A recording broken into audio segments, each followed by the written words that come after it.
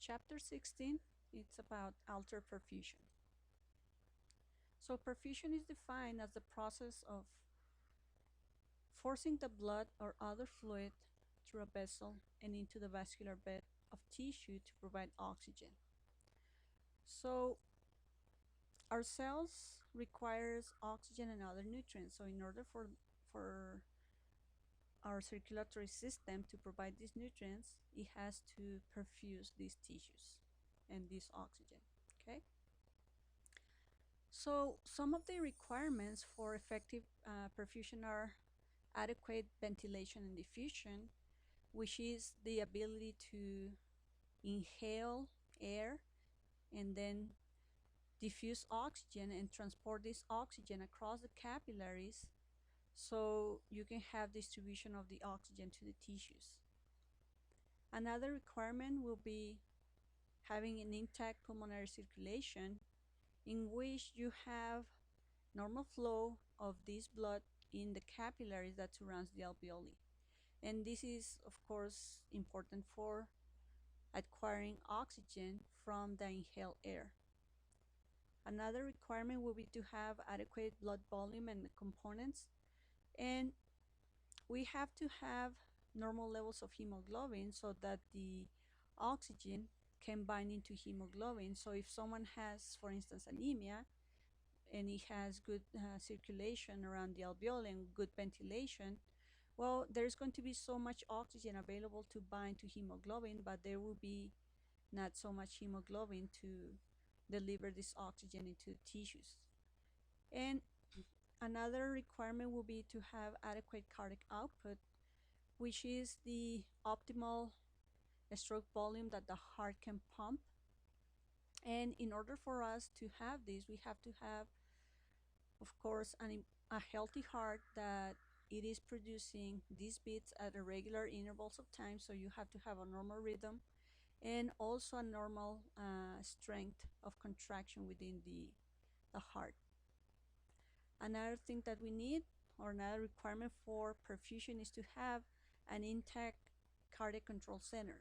So this control center is located within the medulla oblongata, and this is important to regulate the heart rate and the force of contractions, or the contractility of the heart, and also able to detect changes in the blood pressure so you can have the adequate response when you have these changes.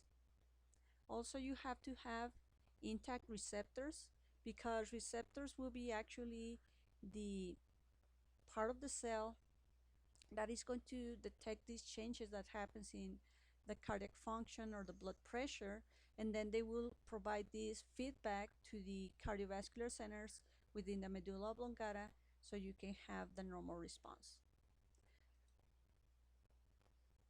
In addition, we have to have an intact parasympathetic and sympathetic nervous systems. So these are part of the ANS, and they are responsible to mediate the changes in the cardiovascular system based on demand. So if you have an increased demand for perfusion, you will start the activation of the sympathetic system, so you can increase contractility of the heart, and also you have increase in the heartbeats per minute. So you have tachycardia, for instance. In addition to this, we're supposed to have an intact cardiac conducting system, because the conducting system is the group of cells that are going to send these action potentials, these signals, into the cardiac muscle cells, into the myocardiocytes, so that they can contract in synchronous manner at the right time. In addition, we're supposed to have an intact systemic circulation. So if the heart is healthy, if it's propelling the blood at the right time, but if you have an obstructed artery within the systemic circulation, then you cannot deliver this blood into the tissues. A very classical example is when someone has an stroke, an ischemic stroke within the brain, because he has an artery, brain artery, that it is occluded with plaque. Of course, the heart has to also have intact coronary circulation, so the coronary arteries within the heart, they shouldn't be occluded. And also you're supposed to have an adequate tissue uptake of oxygen, so your cells supposed to be healthy as well to receive the oxygen and the nutrients that are required to survival. So adequate ventilation and diffusion then are required for having this intake and transport of oxygen and removal of carbon dioxide. And in order for us to have this process going, we're supposed to have a rate of ventilation to perfusion of 0.8 to 0.9.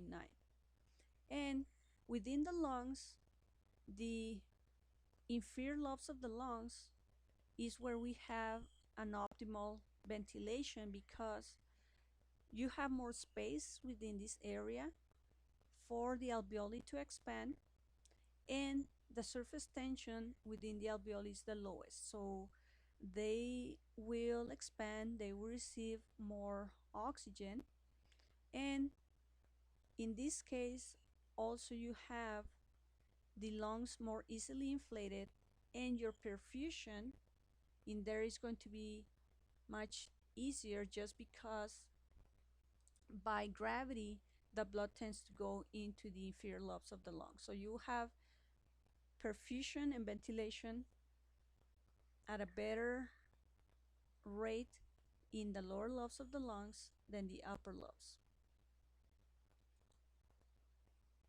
So this is a diagram to show you the optimal ventilation and perfusion rates within this alveolar unit, and what can happen when you have problems like absence of ventilation in the left or absence of perfusion in the right.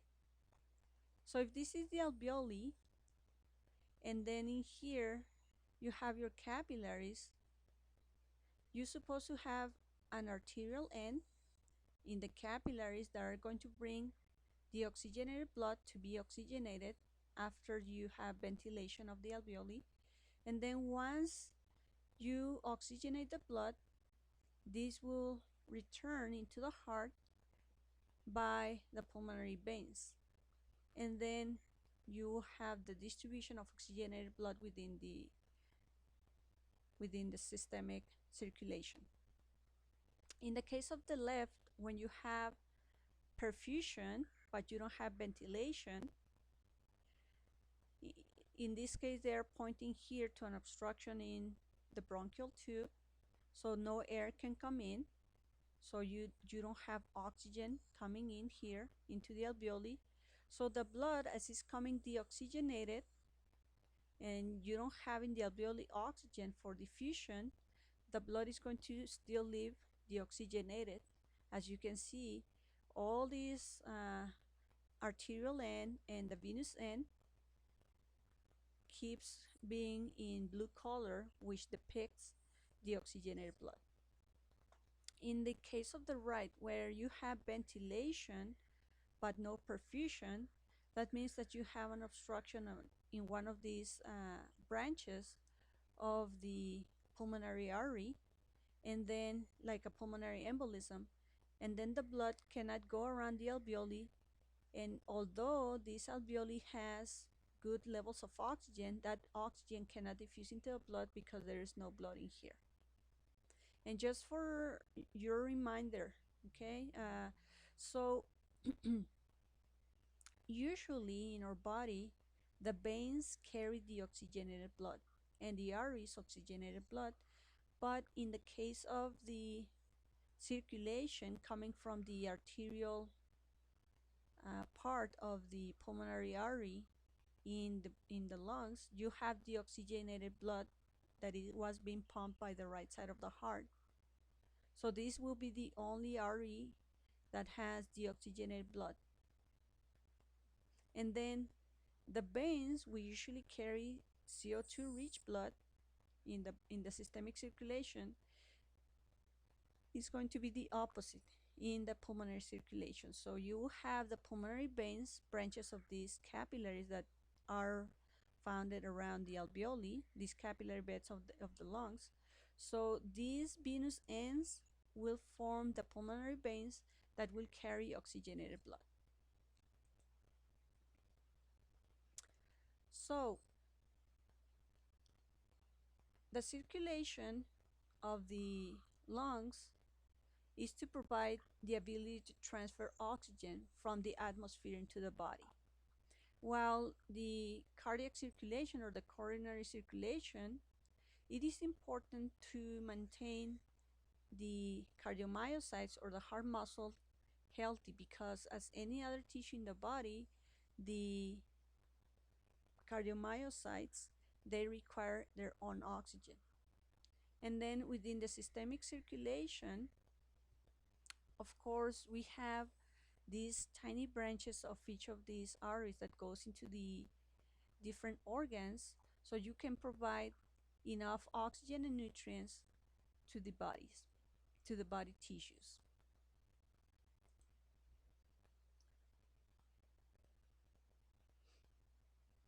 So here is this figure showing the coronary circulation, and the coronary arteries are branches of the ascending aorta. So this is the ascending aorta. We have two major coronary arteries. We have the right that runs in between the right atrium and the right ventricle through this coronary sulcus, and then we have the left coronary artery that runs between the left atrium and the left ventricle through this coronary sulcus. And as this artery is going towards the left, the circumflex is going to become here posteriorly,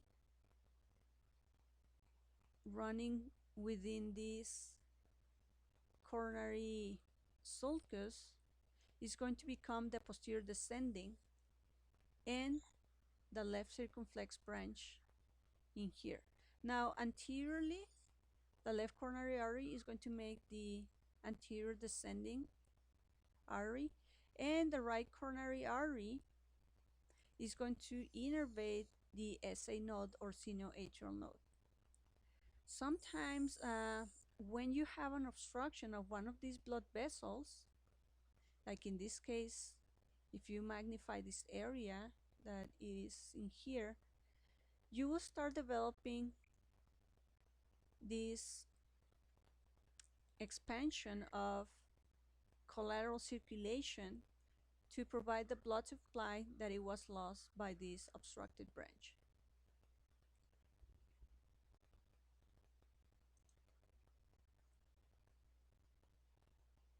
So the heart has three distinct layers. It has the pericardium that helps to connect the heart into the chest cavity, and it has receptors that helps to regulate the blood pressure and the heart rate, and also protects the heart against infections or inflammation.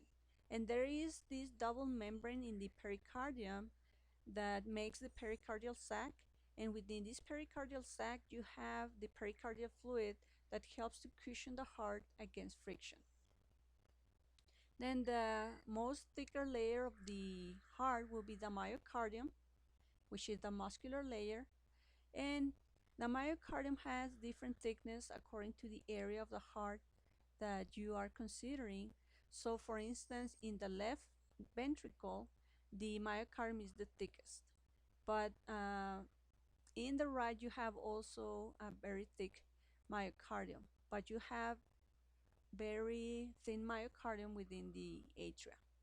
And then the endocardium, which will be the inner layer of the heart, is made of simple squamous epithelium, and it will form a continuation with the endothelium of the arteries in the vein, and the veins forming a closed circulatory system. The upper chambers of the heart will be the right and the left atria, which receives blood from veins. The right side of the heart receives the blood from superior and inferior vena cava, the right atrium. And then the left atrium receives blood from the two pulmonary veins from the right side and the two pulmonary veins from the left side. And these atria, once they receive the blood and they get filled with blood, they will contract during systole and will propel the blood to the lower chambers or the ventricles. The right side, the right ventricle is going to pump the blood into the pulmonary circuit so that the blood can be oxygenated. And then the left side, the left ventricle, is going to pump the blood into the aorta so that the aorta can branch into the different arteries, and then it can provide blood supply to all the tissues of the body, including the heart itself. So this is the blood return for the different blood vessels. So for the superior vena cava, it's going to receive the blood supply from the head and the arms, and then the inferior vena cava is going to receive the blood supply from the trunks and the legs. And then the blood will go into the right atrium again, as I told you before, and then there is this valve between the right atrium and the right ventricle that is called the tricuspid valve, that it acts like a one-way valve, and then the ventricle will pump the blood into the pulmonary trunk, which is going to subdivide into the right and left pulmonary arteries, and then the arteries is going to be distributed along the different branches of this pulmonary artery, which is going to carry the deoxygenated blood, and then these branches of the arteries will form the capillary veins that are located around the alveoli, so you can reoxygenate the blood. And then at the end of the ventricle, you have the pulmonary valve. The deoxygenated blood will become then oxygenated through ventilation perfusion exchange in the alveoli, and then it will return to the heart by the pulmonary veins into the left atrium, and then the left atrium will pass the blood into the left ventricle, and it has to pass the blood through the mitral valve or bicuspid.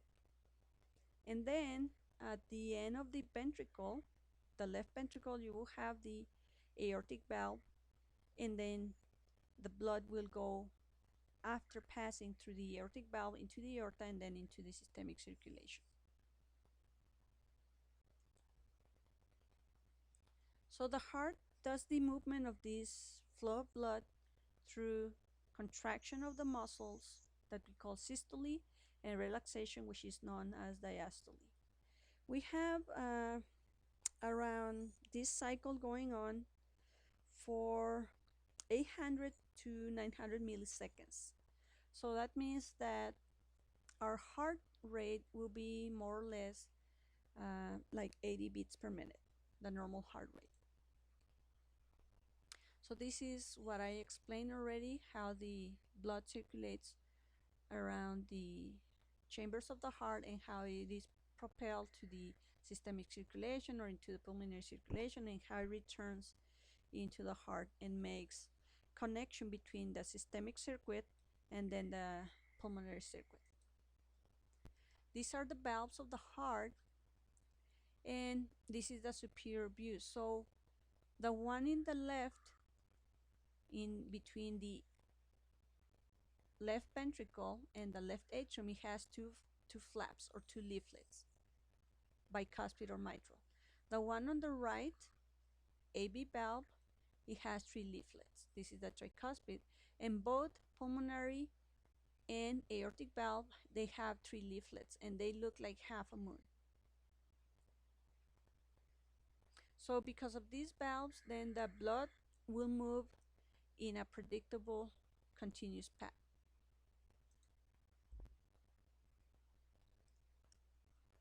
The heart contracts at regular intervals of time, hopefully, because it receives these action potentials that are generated within the conducting system of the heart, which it consists of the SA node that it is located at the base of the right atrium, and then this SA node will connect to the AV node, which is at the top of the atrioventricular septum, which is the septum or the wall that separates the right and the left ventricle. And then you have these branches of this bundle of the heart of the connective conducting system that is going to distribute the action potentials through the walls of the atria and the ventricles. Now, the heart has two types of action potentials. It has slow and fast response action potentials. And they work these action potentials in an organized manner. So you have a rapid depolarization that happens because you have the opening of fast sodium channels, and then you have the influx of sodium very rapidly, so you will change the normal polarity of the cells, which are negative, into positive. And then you will have something that is called an early repolarization that happens just after you close your sodium channels, but you will have a plateau afterwards because you open these calcium channels, and then calcium will be coming into the cytoplasm of the myocardiocite, and it will create an horizontal line after the early repolarization that we call a plateau. And then you have a dropping of this line that is called the rapid depolarization, in which you have exiting of this potassium from the myocardicytes. And then you will reach the normal resting membrane potential, which is around minus 70 millivolts or so. So the conducting system of the heart then, it is in charge of sending this action potential along the different areas of the heart, so you can have this contraction of the myocardicytes. And this electrical activity can be detected by the EKG.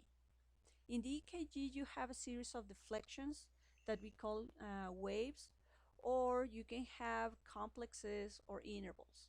So the P wave in the EKG corresponds to the depolarization of the atria. So when you have activation of this SA node and you spread through these internodal pathways the action potentials into the atria will depolarize. So this will be the P wave, and this is a positive deflection. Now the PQ interval will be the time that it takes for the depolarization to travel from the SA node into the AV node and the bundle fibers. And then you will have a series of complex of three waves, the Q that goes down, the R that goes up, and the S that goes down again, into what we call the depolarization of the ventricles, or QRS complex.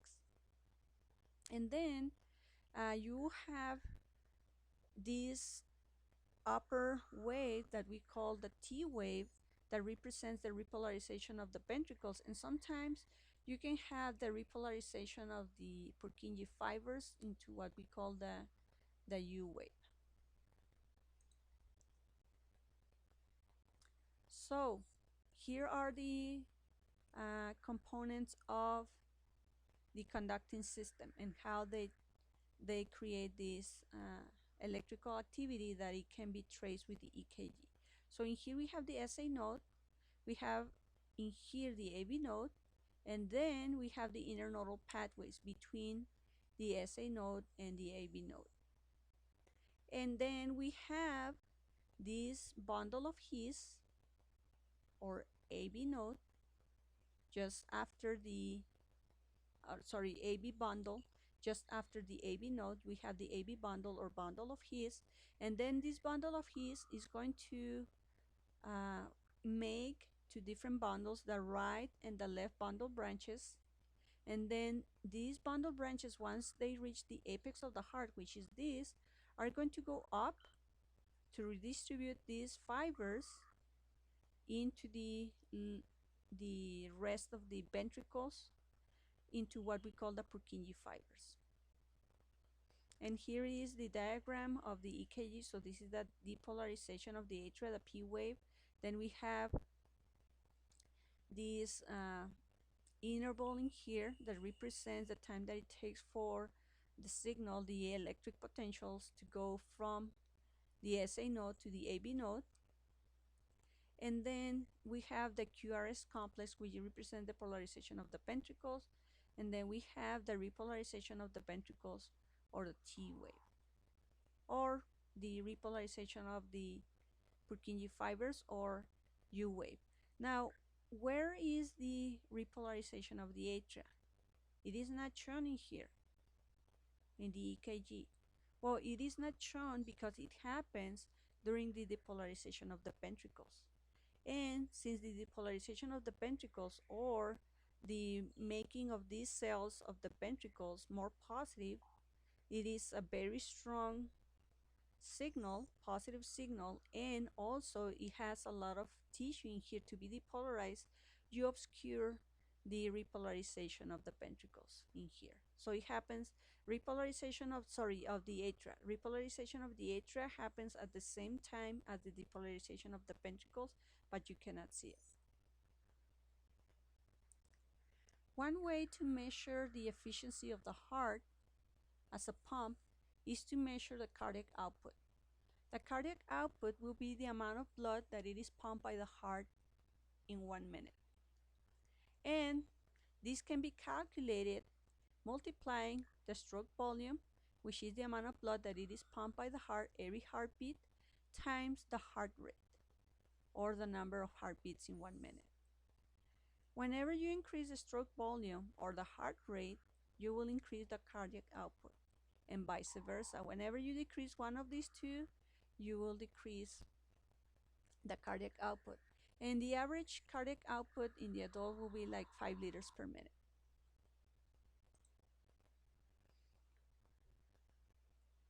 Blood pressure, it is the pressure or tension of the blood that exists within the systemic arteries. And then blood pressure is necessary to perfuse the tissues in the organs.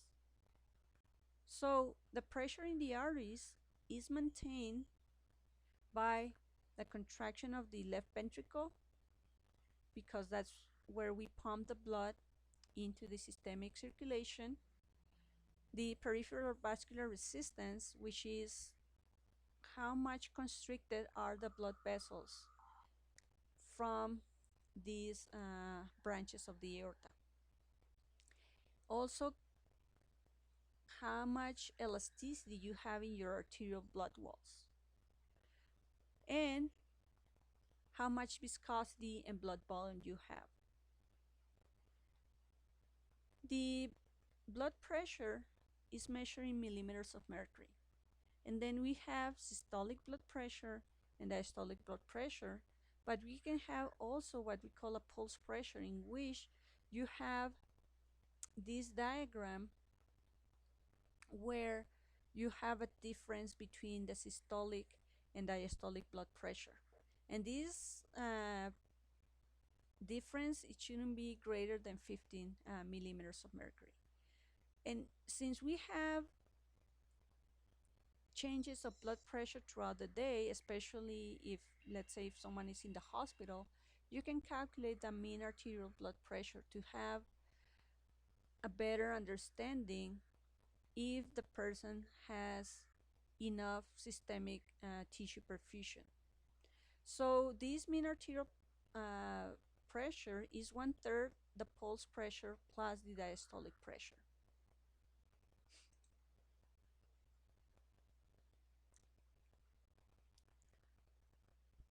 So the factors that are involved within the systolic and the diastolic blood pressure. So when you have contraction of your left ventricle, that contraction is going to lead to the ejection of blood through the aorta, which is going to distend the walls of the aorta, and the aorta and its branches are going to have peripheral vascular resistance. This peripheral vascular resistance it's going to be important to determine your systolic blood pressure. If it's so much resistance, your systolic blood pressure is going to be higher. Now, for the diastolic blood pressure, it represents the pressure in the arterial system during diastole or relaxation of the left ventricle. And this will be measured when you have relaxation or remaining resistance during rest.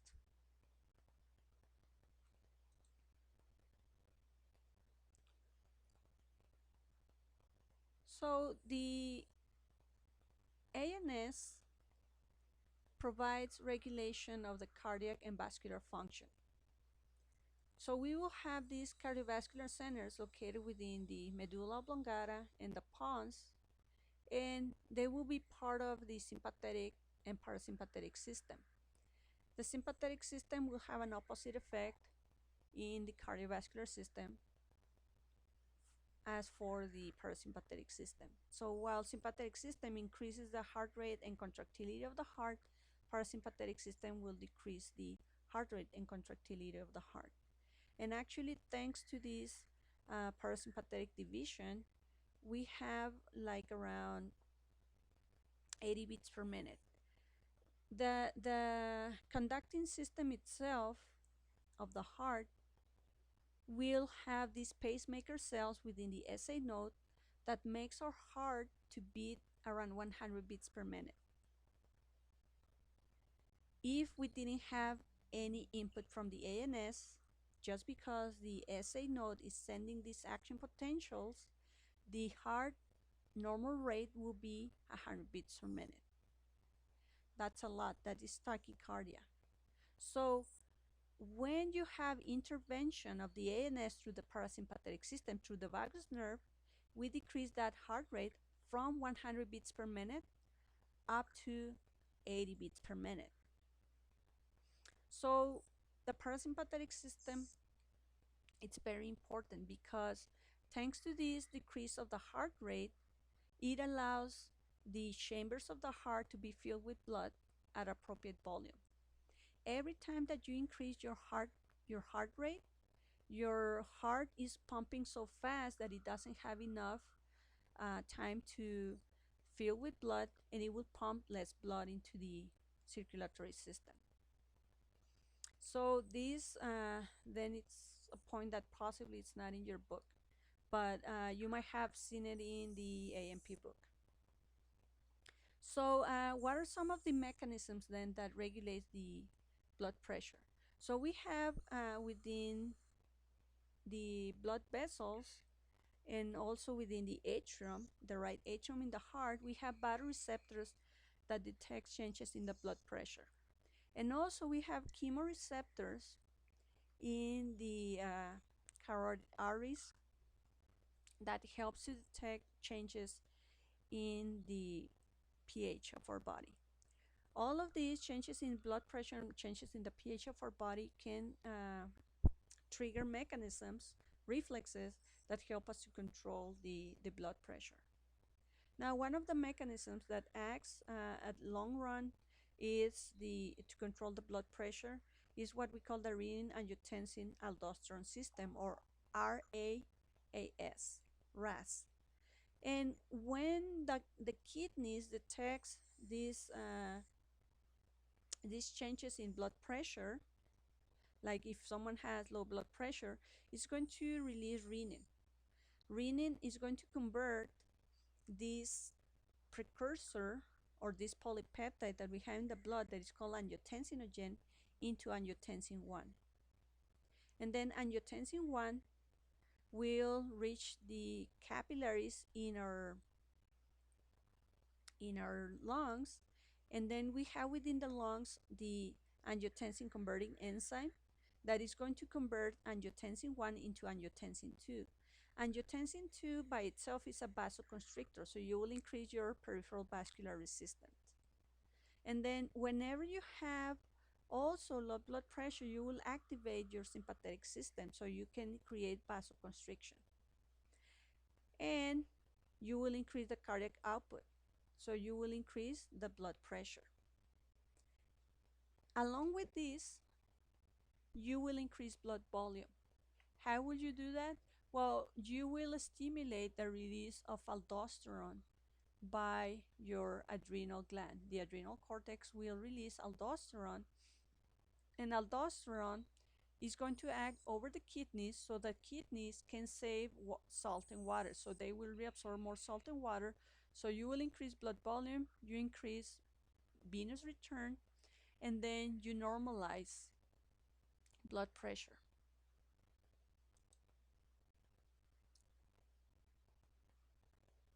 Okay, so altered perfusion is defined as the inability to adequately oxygenate the tissues at the capillary level. There are many factors that can affect perfusion, including mismatching of ventilation and perfusion, impaired circulation, inadequate cardiac output, and excessive perfusion demands. So ventilation perfusion mismatching. So in this case, whenever you have these problems, when ventilation doesn't match perfusion, you will have hypoxemia. And actually, this ventilation perfusion mismatching is the most common cause of hypoxemia. What can lead to this? Well, for instance, if you're having this problem in the lungs like asthma or pneumonia or pulmonary edema, or in inadequate perfusion, if you have pulmonary embolism, you will have good ventilation, but your capillaries within the lungs are not delivering the blood into the alveoli. Problems with circulation also lead to inadequate or perfusion of the organs or excess of blood flow to the tissues of the organ. So impaired circulation can happen because someone has a hemorrhage. In this case, it's going to lose blood volume, and then the person won't be able to deliver enough oxygen to those tissues. Examples of cases when someone can have a hemorrhage, for instance, if someone has an aneurysm, or if someone has a coagulation disorder, or if he has problems in the blood vessels like neoplasms. And obstruction as well within the blood vessels is going to prevent the tissues from receiving enough blood and nutrients and oxygen. Why you can have occlusion of your blood vessels? Well, you can have thrombosis, which is formation of blood clots inside the blood vessels. And this is related in many cases to what we call the Bishop triad, in which someone has endothelial cells within this area of the blood vessel damage that is going to activate the clotting mechanism. So the platelets are going to start going in there and start activating the clotting factors, and you will have sluggish or turbulent blood flow in there. Now, another problem of impaired circulation is ectasis. When someone has spent so much time seated and it doesn't move its muscles of their legs, the blood by itself, by gravity, will tend to go into the foot area, and then in there is going to start becoming very static, and then you will start developing these blood clots. In some cases, the person might have these aneurysms, or the person might have this hypercoagulability state. Like if someone is taking birth control pills, which increases the chances of having blood clots. If someone has some diseases like polycythemia vera, in which the person has a very thick blood, or someone might have this thromboembolus, in which one piece of the thrombus breaks off and travels into a distant area, and this can go into a small lumen in one of the blood vessels and occlude these blood vessels. Now, embolus, it's a name that it is interchangeable for thromboembolus, but embolus, it can be not coming only from a blood clot. It can be a plug in the blood vessels because of someone having air introduced into the bloodstream. Microorganisms itself can produce these occlusions of the lumen of a blood vessel. So there are many causes. Now, an infarct is an area of necrosis that happens after someone has an insufficient arterial or venous supply. So in that case, when you have necrosis of the cells, the cells of the nearby capillaries will also die, and in that case you impair this circulation into this area. Infarction is the process of obstructing the vessel. So infarct is the actual necrosis of the cells, while infarction is the obstructing of a blood vessel. Now, when cardiac output is inadequate, you also have problems.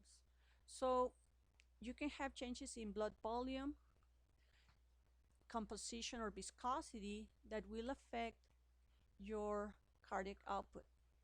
So if you have a very thick blood because you have polycythemia vera, you will have more effort produced by the heart in order to pump this blood. That can lead to poor oxygenation to other tissues in the body. So that will lead to impaired ventricular pumping as well. And eventually, for instance, this can lead to cardiac failure. As well, you can have a problem in the walls of the heart. For instance, when you have a shunt between the atria or between the ventricles, you will have deoxygenated blood going into oxygenated blood. So remember, left side of the heart is supposed to be separated from the right side of the heart. So you don't mix deoxygenated with oxygenated blood. So if you have a shunt, then you will have less oxygen going into the tissues. You can also have conduction defects, and in this case, you can have like a cardiac arrhythmia that it will lead to an inefficient perfusion because you don't know when the heart is going to beat. And also you can have changes in peripheral vascular resistance. So when you have hypertension, you have less flexible blood vessels, so you have less perfusion going into the tissues. Now, in excessive perfusion demands, you have increased metabolism, and that if you don't supply it, you will have hypoxia in the tissues. When you can have this, well, when children is growing, you will have excessive perfusion demand, or when a female is pregnant, or when someone has hyperthyroidism. So the point here when you have an excessive perfusion demand is that if you don't supply, if you don't meet the demand, the person will have poor perfusion. Now, the general manifestations of altered perfusion will depend on the cause. So in the case of impaired cardiac output, you can have cyanosis, edema, shortness of breath or dyspnea, impaired growth, in the case of children, tachycardia, tachypnea, and fatigue. In the case of when someone has deep vein thrombosis, the person might have pallor, coolness, edema, or in the case of someone having problems of these clothing factors, the person will have bleeding, bruising, hematomas, Now, for diagnosing and treating altered perfusion, so we have multiple diagnostic tests available to identify altered perfusion. So, for instance, the echocardiogram, it can detect structural changes within the heart. It's like an ultrasound of the heart. So, if you see an opening between the right and the left ventricle, you can see it. Cardiac catheterization is inserting a small catheter into the heart using a vein or an artery, and it can also pinpoint to structural defects, and these can be used also to surgically correct cardiac defects. Chest x-rays is just to see the cardiac silhouette. It can tell you if your heart has growing size or if you have pulmonary congestion. For the EKG, it will detect changes in the electrical activity of the heart, like if someone has ischemia of the heart or an MI, myocardial infarction.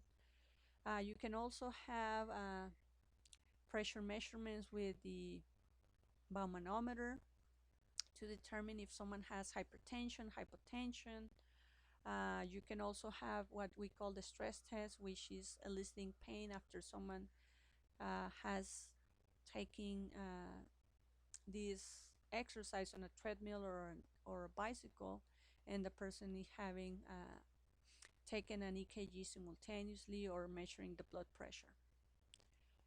You can also have fancy tests like nuclear scanning, Doppler, and for the treatment, you can have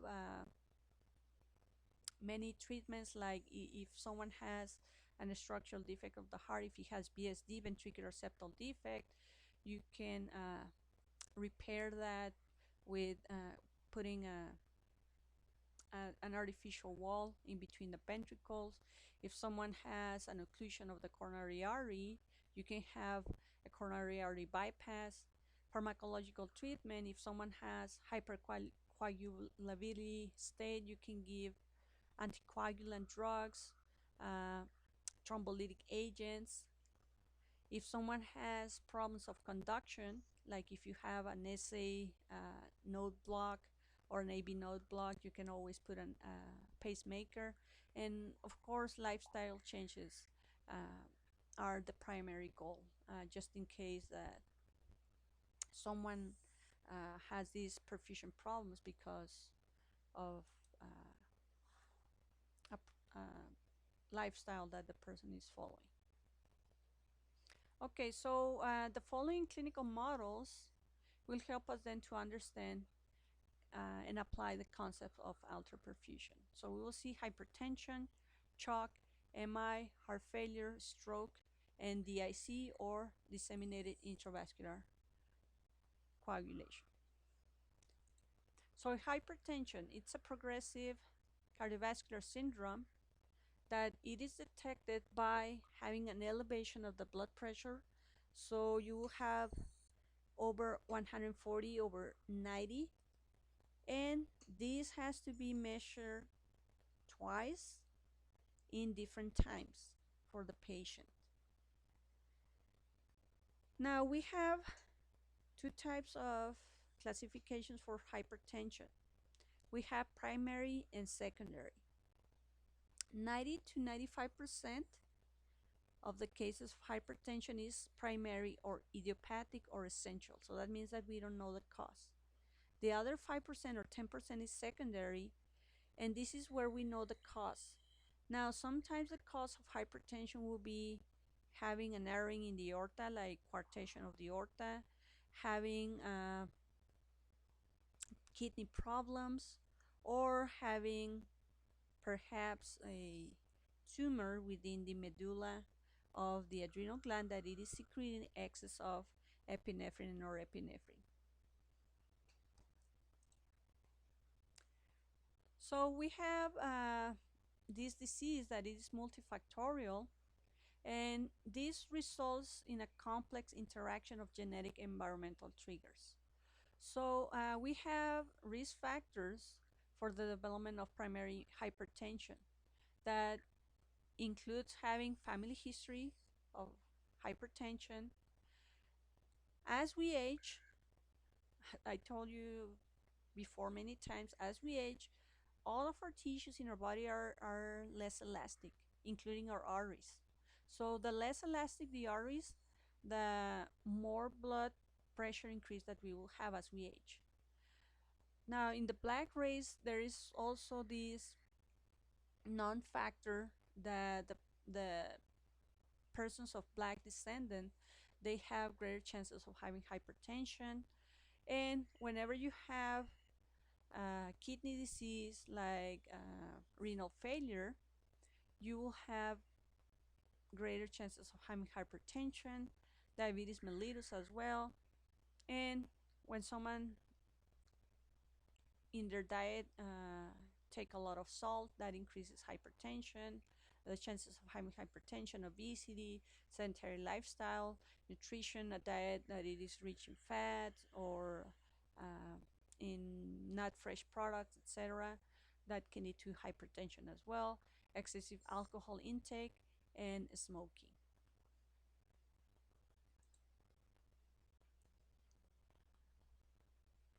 So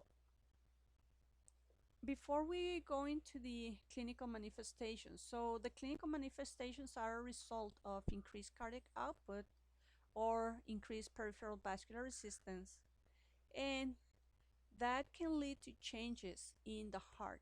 So whenever you have increased peripheral resistance, your heart has to pump against harder resistance. So that is going to lead to an increase in the thickness of the left ventricle, because it's the one that is going to pump the blood into the circulatory system, into the systemic system. That together with changes in the blood vessels, so your blood vessels will be subject to higher pressure, it can damage the blood vessel walls, especially the tunica intima, and that will lead to an inflammatory response that is going to increase the capillary permeability and more damage into the vessel wall. So the vessel walls will adapt through hypertrophy and hyperplasia to withstand the stress. And then the lumen itself is going to start narrowing. So we have three major systems that are mainly affected by hypertension: the CNS, the cardiovascular system, and the renal system, the kidneys. So the primary hypertension is often asymptomatic and may be detected only through the measurement of the blood pressure. Now, sometimes the person will have headache, you will have new onset of blurred vision, nausea, vomiting, weakness, fatigue, confusion, mental status changes, in tinnitus, which is like a ringing in their ears, like this kind of sound, something like that. Now, because the heart it is associated with elevated risk of cardiovascular diseases like a stroke, myocardial infarction, or cardiovascular death, it is very important to recognize early the signs and symptoms to prevent complications. Some of the other cardiovascular changes that it can happen during hypertension will be having heart failure and pulmonary edema, and then your kidneys will receive less blood supply, which is going to lead to decreased urinary output, and then the person will have accumulation of urinary waste, and the person can have also damage into the glomeruli, which is going to lead to hematuria and proteinuria. Diagnosis is through history and physical examination and a serial blood pressure measurements and lab studies. So we have this classification that it is very important.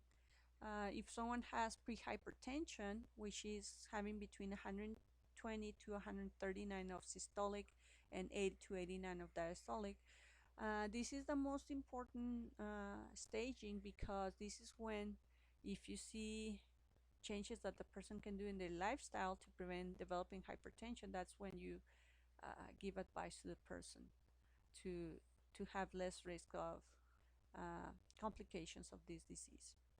Stage 1 is having 140 to 159 millimeters of mercury of systolic and 90 to 99 millimeters of mercury of diastolic.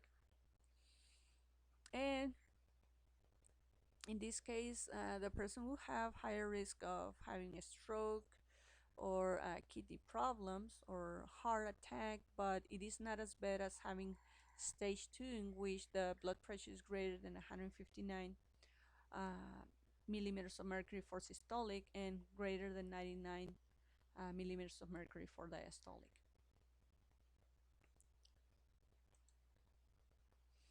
Along with that, you're supposed to do these lab tests like measuring cholesterol, triglycerides, uh, and sugar levels in the persons who have hypertension. So the treatment is to reduce the cardiovascular risk, and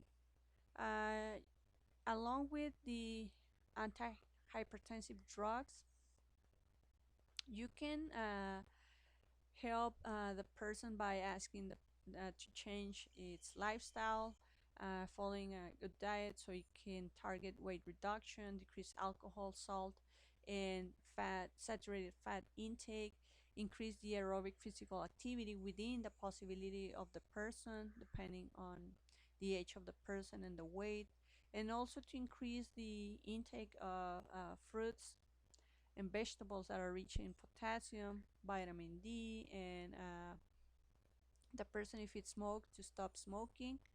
And for drugs, well, you can give drugs that decreases the blood volume, like diuretics, the ones that decreases the cardiac contractility and cardiac output, like calcium channel blockers or beta blockers, and the ones that reduces the peripheral vascular resistance, like ACE inhibitors, angiotensin converting enzyme inhibitors, or blockers of the angiotensin converting 2 receptors.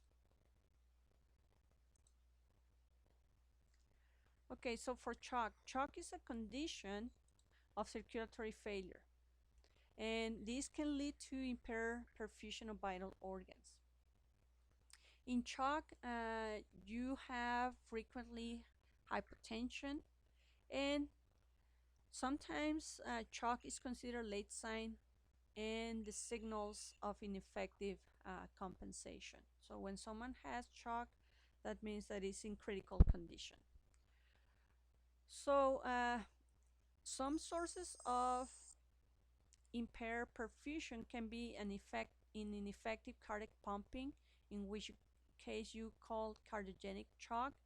If you have low blood volume, that it is not enough to provide blood supply, you would call this hypovolemic shock. And you can have massive vasodilation in septic shock because you have a severe infection and the microorganisms are releasing this enzyme or these byproducts, toxins that increase capillary permeability, along with the response for the body, like the neutrophils can also increase, or the mast cells increase capillary permeability. Now, if there is an injury to the brain or the spinal cord, you have what we call neurogenic shock, or if you have an allergy that it is severe and is linked to anaphylactic reaction, systemic anaphylaxis, this is going to lead you to anaphylactic shock. Now, in anaphylactic shock, you can have this movement of plasma outside of the vascular space. So anaphylactic shock can also lead to hypovolemic shock. So the clinical manifestations of this type of shocks will be because you are stimulating the sympathetic nervous system. So you have tachycardia and tachypnea, and then you have cool, clammy extremities and decrease in the peripheral pulses. Also, you have decreased arterial blood pressure if it's decompensated, and you have cyanosis because you don't have enough oxygenation, or pallor. restlessness because the person feel, or apprehension because that is feel that it's something wrong, and in some cases you have decreased mental function, poor urinary output, and because you have this poor perfusion throughout the body, the multiple manifestations are possibly related to general organ dysfunction. So in order to diagnose, there is not a specific test that uh, it is a specific or sensitive to shock. So all you need to do is having a thorough patient history and physical examination, send the lab test and diagnostic test according to whatever you think is the cause, and you can include in the case, for instance, of cardiogenic shock, cardiac enzymes count, also CBC count, the measurement of electrolytes, ABGs, coagulation test, and an EKG, of course. The treatment, it is shock, so it's a medical emergency, so you have to have especially careful to maintain the airway in the person. Also, not only the airway, but also breathing and circulation, and the treatment will depend on the cause. So, for instance, in cardiogenic shock, you can have surgical revascularization of the heart if you have an obstruction of the coronary arteries, or you can have in hypovolemic shock induction of drugs that increases the contractility of the heart, and also you will put IV fluids. And for the septic shock, you have to also provide IV fluids, but also you have to give these drugs that kills the microorganisms that are producing this septic shock. And in the anaphylactic shock, since this is related to also vasodilation, because you have increased capillary permeability and you have this low pressure or hypotension, you can give epinephrine, and also you can give some corticosteroids. Now let's move into myocardial infarction. So myocardial infarction, it is the result of having total occlusion of one of the coronary arteries or its branches. When you have total occlusion of some of these branches of the coronary arteries or the coronary arteries itself, you will have ischemia and death of the myocardiocytes. So you have necrosis. And this can happen because someone has atherosclerosis or a plaque within the coronary arteries. And this, together with possibly a thrombus that is coming from another area, this will occlude the coronary artery completely. Now, not only that, but sometimes you can have constriction of this blood vessel that it's already narrow, and that also can lead to myocardial infarction. So we have major risk factors for the development of atherosclerosis and subsequent myocardial infarction. What are those risk factors? Well, having a family history of myocardial infarction, particularly those with a father or other male that is a first-degree relative who has had myocardial infarction, or if this person had sudden death, especially if it's prior to 55 years of age, or if you have a female first-degree relative like the mother that has experienced the same but prior to 65 years of age. Hypertension and smoking are also risk factors. So when you have hypertension, you're damaging your endothelial cells. And also the chemicals in smoke can injure these endothelial cells. This will promote atherosclerosis because your platelets together with fibrin are going to start accumulating there in calcium, and then you start forming a blood clot that is going to be hardened by this fibrin tissue.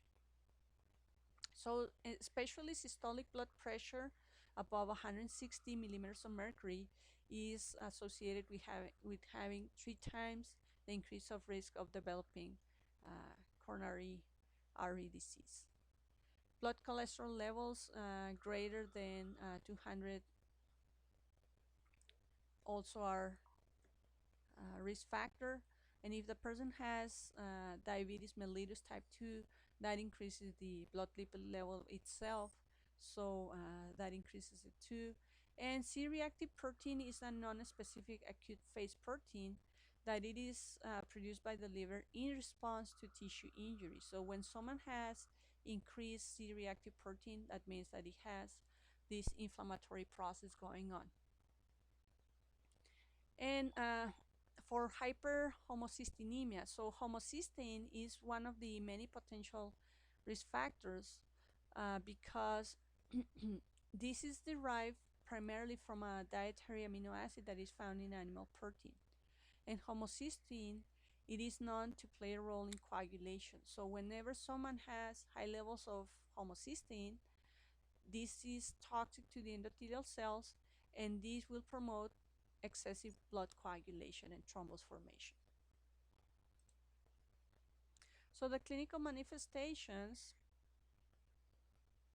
are depending on the gender, and in the case of the person who has these clinical manifestations will also have the chest pain in the precordial area that feels like if someone has a crushing pressure. This pain will irradiate usually to the left arm, the shoulder, or the jaw. Now, in females, this is particularly vulnerable because the clinical manifestations are considered typical. So the females usually have subtle signs and symptoms like fatigue, syncope, and weakness, and these are usually ignored. Now, you can have also dizziness, shortness of breath, and you can have sweating and pallor because you are activating the sympathetic system. And the person might have a feeling of indigestion, and also you will have nausea and vomiting.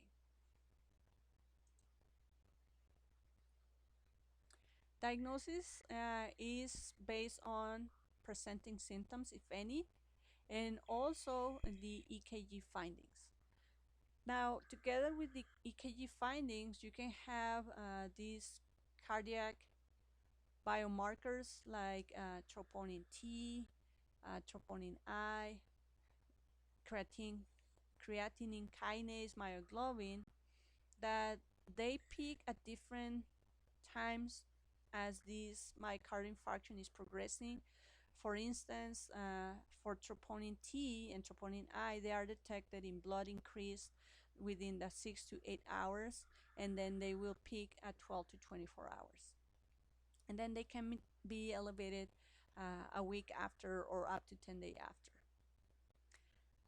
Now, angiography, it's also important because it will determine the location and the extent of the obstruction. You can see these occluded blood vessels specifically, and then you can treat better. Echocardiography, it is important as well because it can tell you if you have any abnormalities in the wall motion and in the ventricular function. And of course, a chest x-rays can be used to detect complications of acute myocardial infarction like congestive heart failure that it can lead to pulmonary edema. So you can see it in the chest x-rays. So the initial treatment or strategy for managing myocardial infarction are to stabilize the airway, breathing, and circulation. And then the treatment has to be rapid within 90 minutes, and it is preferred to reestablish the coronary perfusion and to salvage the myocardium as much as possible. So in order to do that, you can do what is called PCI, or percutaneous coronary intervention. And also you can do what is called PTCA, which is percutaneous transluminal coronary angioplasty, in which you insert a thin wire in the coronary artery from distant axis, and then in the tip of this wire you have an inflating balloon that is going to be put into the place where you have the obstruction, and then you push open the stenotic vessel, and then you start inflating the balloon to help to break down the plaque if there is some, and also to increase the lumen. Now the long-term treatment will be to give drugs like aspirin, beta blockers, ACE inhibitors, or angiotensin receptor blockers, and lifestyle modifications like rest, exercise, modifying risk factors, so the person should stop smoking, reduce alcohol intake, and promote a well-balanced diet and weight loss.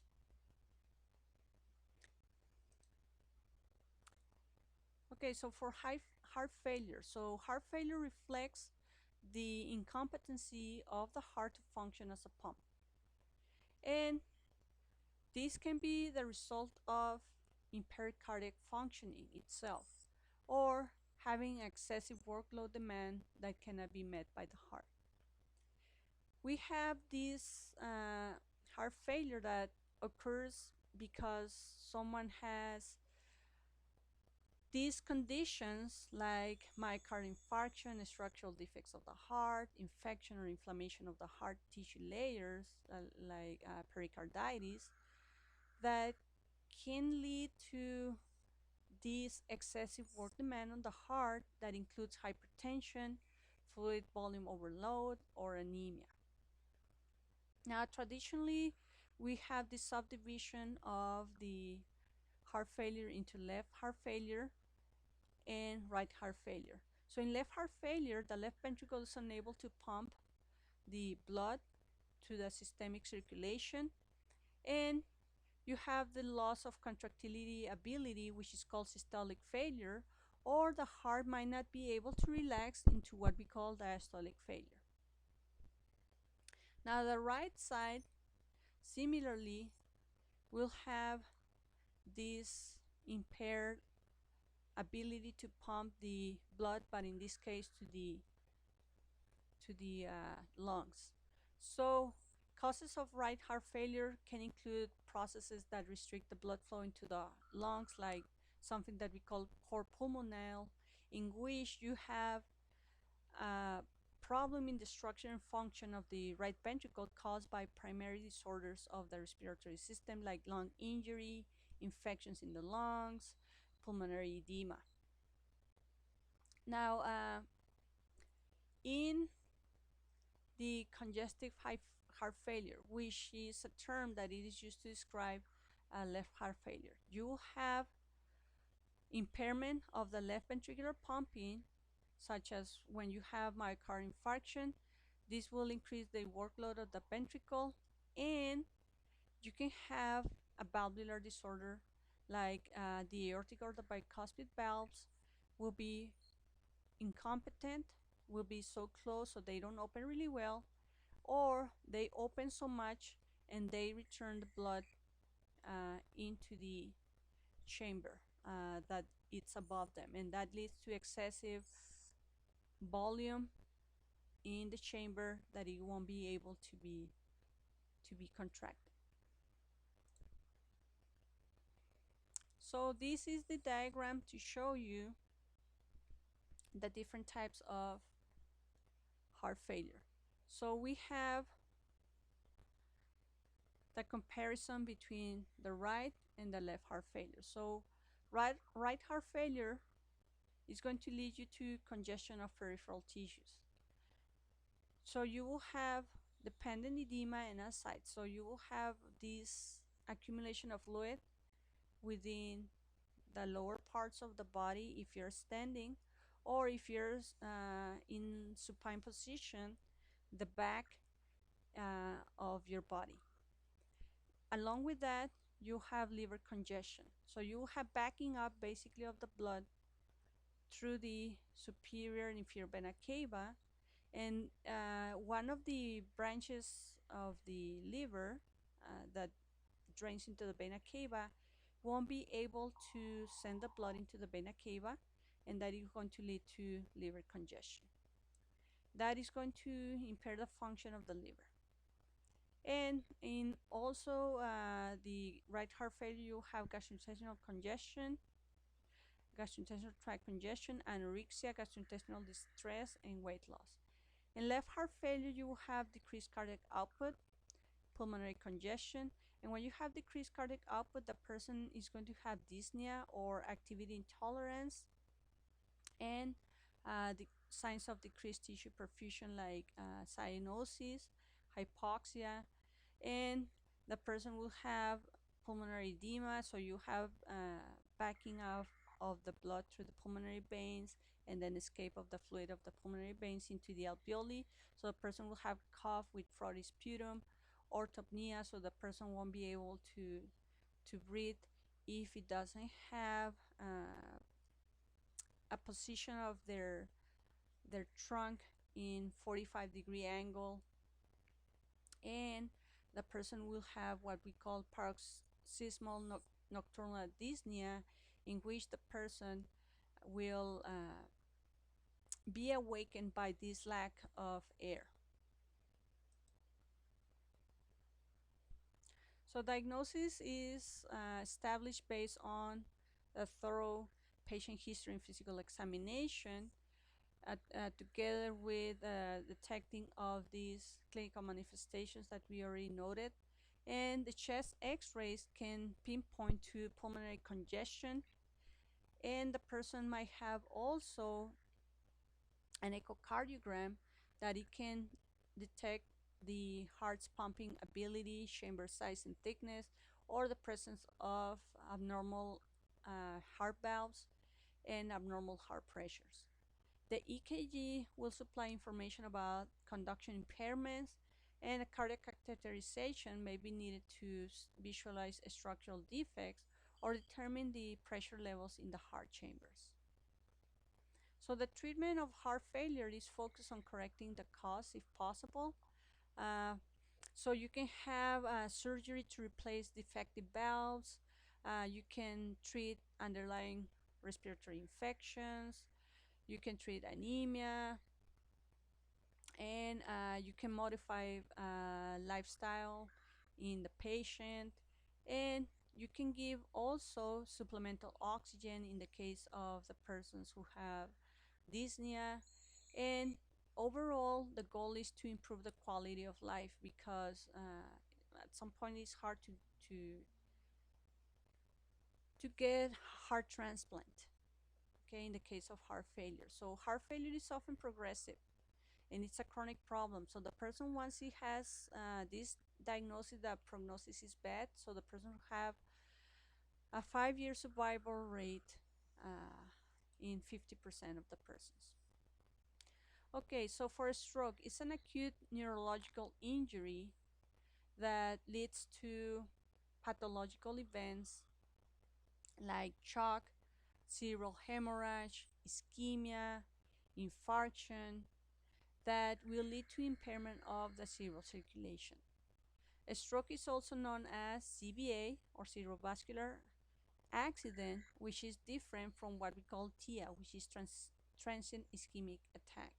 In transient ischemic attack, we have a neurological dysfunction that it is transient, so that means that it is not permanent. It can come and go.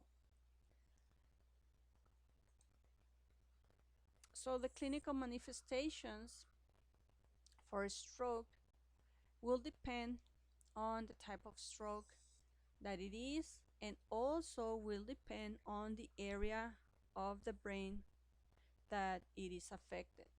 So for instance, if someone has a stroke within the cerebellum, the person is going to have problems of coordination, muscle coordination. The person can have ataxia.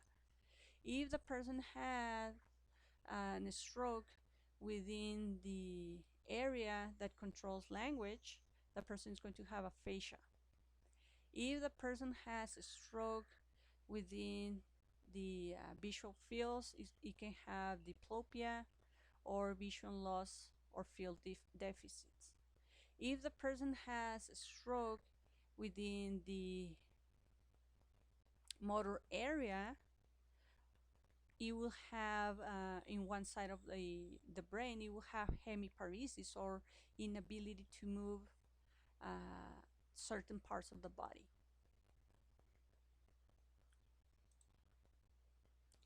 Diagnosis is based on a careful patient history and physical examination, as well as lab and diagnosis studies like CT scan, MRIs, which can pinpoint whether you have an ischemic stroke in which you had occlusion of a blood vessel and you have enough blood supply, or if you have a hemorrhage in which you have increased blood volume within certain areas.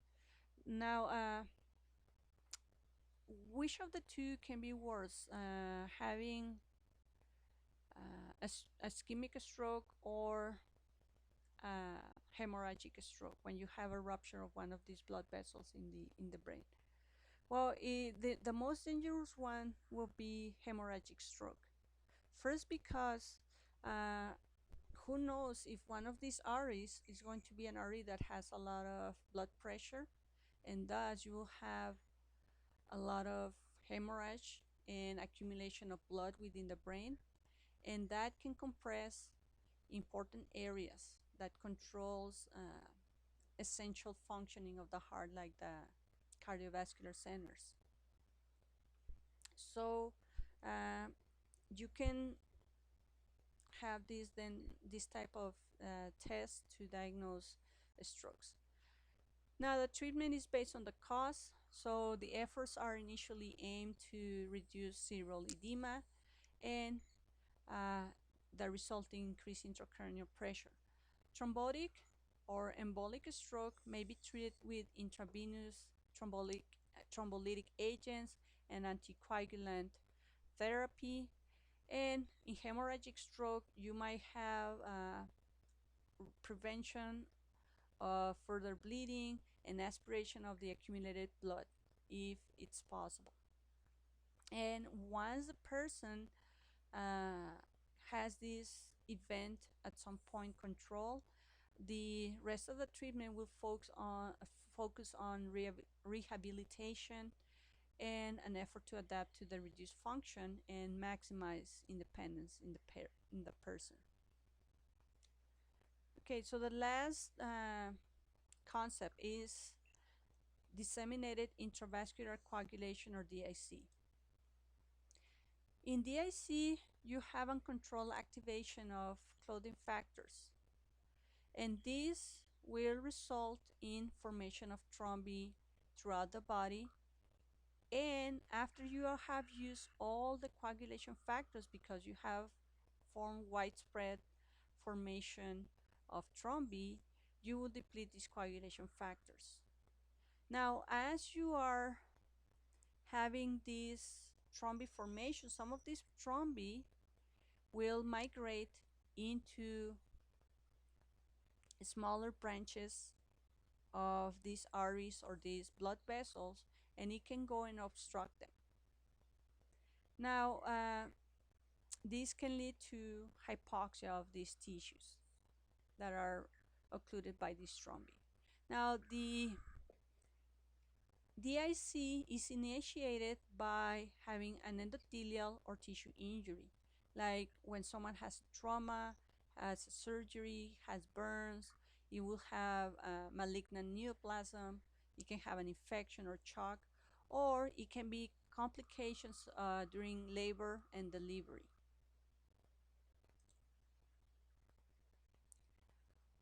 So when you have DIC, you have an imbalance between the formation of blood clots and the actual fibrinolytic pathway. So every time that we form a blood clot, normally in our body, it's because we have an opening in the endothelial wall of the blood vessels. And you form a blood clot there to prevent bleeding. But once you have repaired this endothelial wall, there is no more purpose for our body to have these blood clots. So in that case, you start fibrinolysis or dissolution of the blood clots. Now, some clotting factors like thrombin and platelets will accumulate throughout the cardiovascular system in DIC. And these will be problematic for the microvessels. So you have widespread tissue ischemia in DIC, and then you will have the imbalance of clotting and clotting dissolution, and you can have depletion of these clotting factors that actually are going to lead afterwards to a massive systemic hemorrhage. So this hemorrhage is going to be more serious than having thrombin. So the clinical manifestations of the AC will be variable depending on the presence of excessive clotting or hemorrhage. So it will start manifesting as an acute hemorrhagic disorder because it's caused by the widespread clotting factor dissolution from excess of plasmin formation and also from depletion of these clotting factors. So in that case, the person will have an excessive hemorrhage that is going to be manifested by bruising, petechiae, and epistaxis, which is bleeding through the nose. And then the manifestations of excessive blood clotting will be headache, weakness, seizures, and coma. And if these blood clots has obstructed the blood vessels within the kidneys, the person will have renal failure, in which the person will have oliguria or poor urine output. And if these blood vessels were obstructed, the ones in the lungs, the person will have cough, dyspnea, respiratory distress, and chest pain. So the vascular occlusions in larger blood vessels will lead to manifestations of infarction in the affected organ. So the identification of the underlying problem in DIC is critical. So again, you have to have a thorough patient history and physical examination to identify the underlying cause, like if someone has an infection, if someone has cancer, or if he has a major traumatic injury, which in that case is very easy to detect. If someone has labor and delivery complications as well, and if the person had recent surgery. Now, the screening lab tests will include measuring the prothrombin time, or PT, activated partial thromboplastin time, or APTT, in which you have increased times or decreased time depending on if you have the active coagulation or the dissolution of the clotting factors. And then your platelet count is going to be low. Fibrinogen levels are going to be low because you have used them for making all these blood clots. And then you have something that is called the D-dimer test that measures the degradation of fibrin products, which is significant for the formation of thrombus and the breakdown of thrombus. So whenever you have this test positive, this is considered a confirmatory test that strongly suggests that the person had DIC. So the treatment is focused on correcting the underlying cause, and it will depend on the presence of hemorrhage versus thrombosis. So think about it. If someone has a hemorrhage, what you need to do? Because you will have hypertension, you're supposed to give IV fluids. And also you can give clotting factors exogenously. And also you can replace the platelets that were lost. Now the treatment of DIC is carefully balancing because you want to restore the body's ability to coagulate appropriately. Okay, so this is all for this chapter. You feel free to email me any questions, and for some of you, good night, and for some of you, have a good day. Bye-bye.